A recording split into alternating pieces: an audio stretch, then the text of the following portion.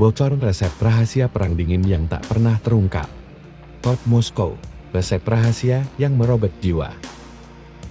Mereka bilang perang dingin adalah tentang ideologi, nuklir, dan perlombaan angkasa. Omong kosong. Itu hanya permukaannya. Di bawah tumpukan dokumen rahasia, di balik tirai besi yang dingin, tersembunyi sebuah resep. Bukan resep bom, tapi resep lain yang jauh lebih kejam. Resep untuk menguasai pikiran manusia tanpa jejak, tanpa darat, hanya dengan bisikan tak terlihat. Dan resep itu, di tangan yang salah, mampu merobek jiwa siapapun yang menyentuhnya. Tahun 1962, di puncak ketegangan krisis rudal Kuba, dunia menahan napas. Tapi di sebuah lab rahasia bawah tanah di pinggiran Moskow, suasana jauh lebih mencekam. Dr. Anya Petrova, seorang neurolog muda brilian, bekerja tak kenal lelah. Matanya bengkak, tangannya gemetar memegang pulpen. Ia bukan di garis depan, tapi bebannya jauh lebih berat dari seorang prajurit. Ia sedang mengembangkan proyek Nightingale. Secara resmi, itu adalah proyek untuk dan kuat meningkatkan resistensi mental agen rahasia dan kuat. Pada kenyataannya, itu adalah upaya untuk menciptakan teknik sugesti bawah sadar yang begitu sempurna, sehingga korbannya akan melakukan apapun yang diperintahkan, tanpa sadar bahwa mereka dimanipulasi. Anya awalnya percaya ini untuk kebaikan, untuk mencegah perang nuklir, untuk mengakhiri konflik tanpa pertumpahan darah. Tapi semakin ia menggali, semakin gelap bayangan proyek ini. Suatu malam, setelah berminggu-minggu tanpa tidur, Anya menemukan polanya. Urutan gelombang suara tertentu, dikombinasikan dengan frekuensi cahaya spesifik, mampu menembus alam bawah sadar, menanamkan gagasan layaknya bibit di tanah yang gembur. Ia mencobanya pada tikus, lalu pada monyet, hasilnya mengerikan tapi efektif. Hewan-hewan itu akan melakukan hal-hal yang bertentangan dengan naluri dasar mereka. Tanpa perlawanan, Anya merasakan mual. Ini bukan ilmu pengetahuan, ini sihir gelap. Tapi ia didesak oleh Jenderal Volkov, kepala proyek. Seorang pria dingin dengan mata sekelam musim dingin Siberia. Quote, waktu kita terbatas, Petrova. Resep ini akan mengakhiri perang, dan katanya. Tapi Anya tahu yang dimaksud mengakhiri adalah mendominasi. Titik baliknya datang ketika mereka mulai menguji pada manusia. Bukan tahanan perang, tapi relawan. Mantan tentara yang terluka parah atau disfungsi mental. Mereka menjanjikan penyembuhan dari trauma. Anya mengawasi dari balik kaca. Seorang veteran Perang Dunia II yang menderita PTSD parah. Diminta untuk melupakan ketakutannya. Anya menggunakan tekniknya. Gelombang suara berdengung, cahaya berkedip. Setelah sesi, veteran itu tersenyum kosong. Ia tampak sembuh. Tapi ketika Anya mencoba mengajaknya bicara tentang pengalamannya, sang veteran hanya mengulang-ulang slogan partai.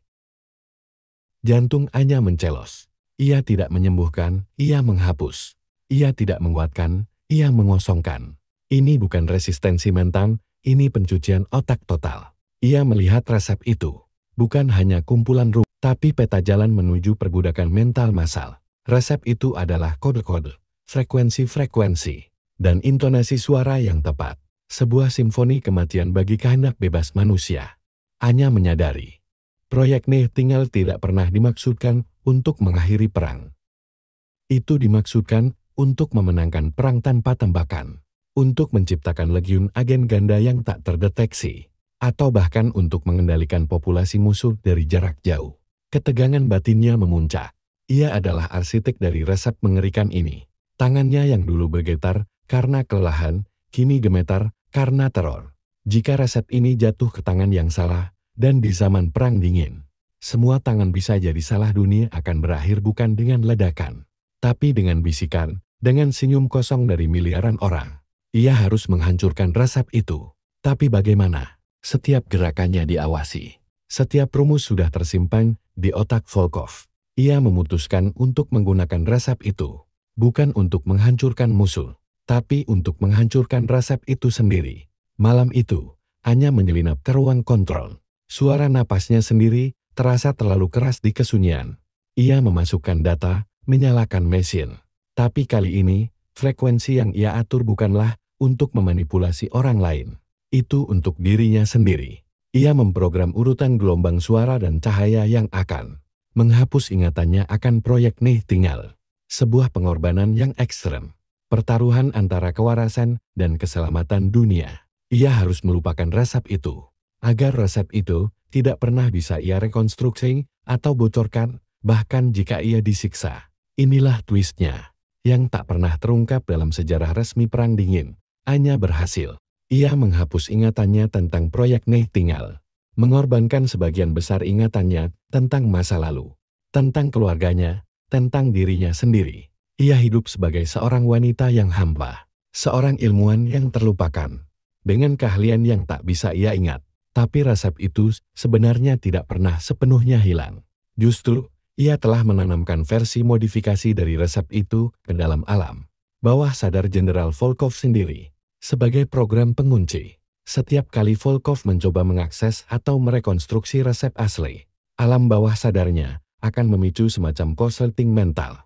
Bukan kegilaan, tapi sebuah keengganan tak terjelaskan, rasa mual yang mendalam, atau ketidakmampuan untuk fokus pada detail-detail kunci dari resep itu. Itu sebabnya Volkov, meskipun punya semua data, tidak pernah bisa sepenuhnya mereplikasi atau menggunakan resep rahasia itu dengan sempurna. Perang Dingin memang berakhir. Tanpa senjata-senjata mengerikan ini dilepaskan secara massal, dan dunia menghela napas lega. Tapi bukan karena diplomasi atau deteran nuklir semata. Sebagian besar, itu karena seorang wanita yang memilih untuk mengorbankan jiwanya sendiri demi menyelamatkan jiwa umat manusia. Bahkan jika itu berarti tak seorang pun akan pernah tahu namanya atau pengorbanannya. Bahkan jika itu berarti tak seorang pun akan pernah tahu namanya atau pengorbanannya. Hanya Petrova hidup dalam ketenangan yang menyakitkan. Sebuah pahlawan tak bernama yang menyelamatkan dunia dari sebuah resep yang jauh lebih mematikan dari bom atom. Dan Jenderal Volkov sampai akhir hayatnya selalu merasa ada sesuatu yang hilang dari ingatannya. Sebuah potongan puzzle yang tak pernah bisa ia temukan. Sebuah bisikan yang terus-menerus menyabotas ambisinya. Resep itu terkunci, bukan dalam brankas, melainkan dalam kehampaan ingatan seorang pahlawan dan gangguan mental seorang jenderal.